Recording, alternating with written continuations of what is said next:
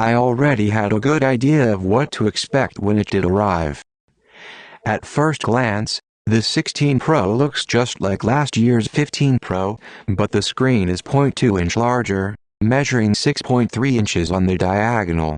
The slimmer bezels around the display have absorbed some of that growth, but the phone is still a little bigger and 12G heavier, making it roughly the same size as its predecessor in a thin case.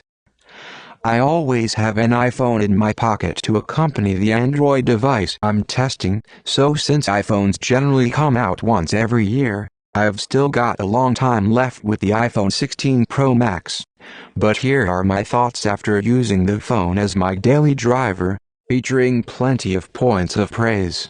To be honest, it's on my list of the best phones, but there are also a few areas I'd love to see Apple address for the iPhone 17. First of all, the screen looks incredible, and it's not just me. With its new 6.9-inch display, impressively high brightness, and class-leading color accuracy, when it comes to my favorite smartphone screen of the year, the iPhone 16 Pro Max is tied with the Google Pixel 9 Pro, the 40th. The quality is obvious even to non-techy people in your life. But it is a little disappointing that Apple didn't upgrade more aspects of the screen. It can now scale its refresh rate down to 1 Hz for greater battery efficiency, but even Apple notes the screen is no brighter than before.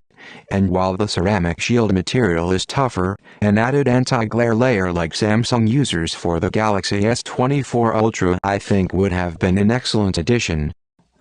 Next is the photography. Photography is as strong as you'd hope. This is something I could have guessed without even touching the phone. When it comes to phone camera, the iPhone 16 Pro Max is an awesome camera phone. While its cameras don't quite match up to the megapixel total of Android flagships like the Galaxy S24 Ultra or Pixel 9 Pro the 40th, Apple's focus is on consistency. The camera control button can zoom, switch cameras, adjust settings, and shoot photos. Double pressing the button brings up an on-screen selector. The camera gets a big upgrade, gaining parity with the Pro Max line, including the 5x optical zoom camera added to the 15 Pro Max last year and the new dedicated camera control button. The button quickly opens the camera when the phone screen is on. A double light press brings up a menu to switch between adjusting the exposure, depth, zoom, cameras, styles, or tone with swipes, before sliding your finger across the button to make the adjustments. Clicking fully down on the button takes a photo. It is really handy for quickly launching the camera and shooting photos, but using the more advanced tools felt slow and took practice to get right.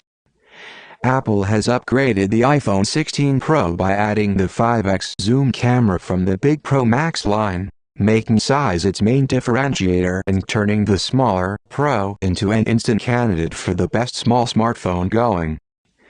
The new 48MP ultra-wide camera is already improving my zoomed-out shots with additional detail when needed, and the massive upgrade to photographic styles is fun to experiment with. While I haven't tried it properly myself yet, having 120fps 4K video recording abilities is something I'm keen to try as a fan of both high frame rates and the option to enable slow-mo on any clip. The stark black and white photographic style shoots dramatic-looking monochrome images and can be customized with the little D-pad and slider on the right. Its operating software iOS runs smoother and snappier than ever. I've been using iOS 18 since the second developer beta, so I'm quite familiar with how its features all work. But since moving into the iPhone 16 Pro Max, its A18 Pro chip seems to have smoothed everything out even more.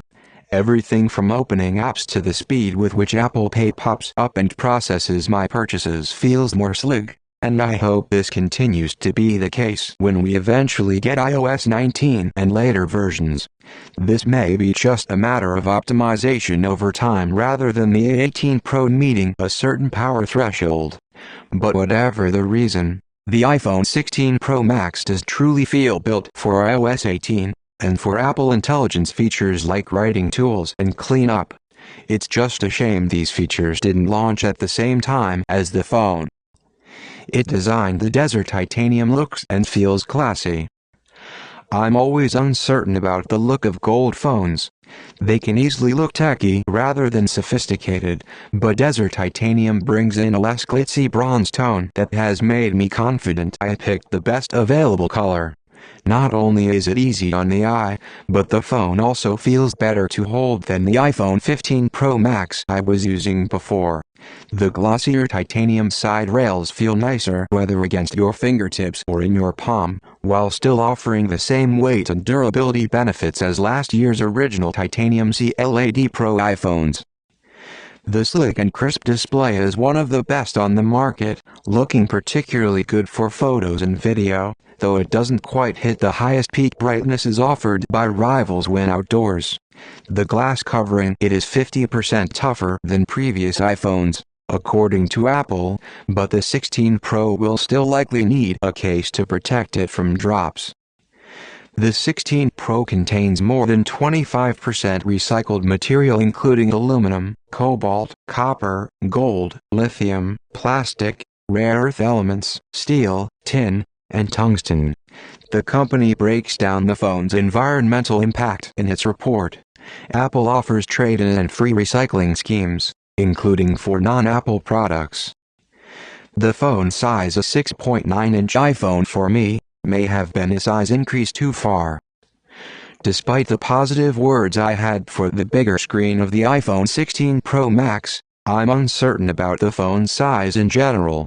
It could be that I am just very used to the 6.7-inch iPhone shape after using Pro Max iPhones for the past 3 years. However, I am finding it difficult to reach distant areas of the display when trying to handle the phone one-handed, even compared to similarly large Android phones. Apple's reachability tool, the often forgotten iOS tool that slides the interface down the screen for easier access, helps with this somewhat. But this is making me wonder if I made a mistake in choosing the Pro Max rather than the 6.3-inch iPhone 16 Pro, or if I just need some more time with the phone. What about gaming? It is better and cooler. It's all the more fun on the iPhone 16 Pro Max. The larger display and extra power in the A18 Pro chip make the game more visually impressive, while improved cooling, thanks to new graphite and aluminum parts, makes it much more comfortable to hold than the iPhone 15 Pro. The battery life is fantastic. Whether it's because Apple enlarged the battery capacity of the iPhone 16 Pro Max, or it improved the power efficiency of the A18 Pro chipset, and one or both, I've seen huge improvements in battery life. On days I'd previously used up 80% of my iPhone's battery, I'm now using 65–70%, a considerable improvement. On the phone battery life list, the iPhone 16 Pro Max comes in third behind the OnePlus 12R and Asus ROG Phone 8 Pro.